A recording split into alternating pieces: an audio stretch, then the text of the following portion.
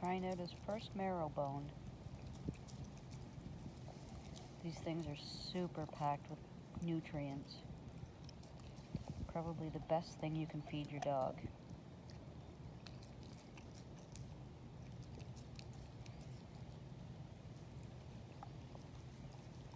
At least once a week I like to give them to the dogs.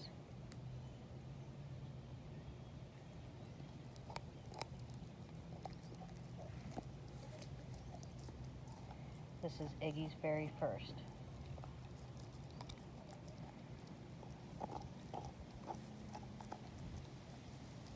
When you feed these, you see a huge difference in how the dog's coat looks and everything. They're just super packed with nutrients.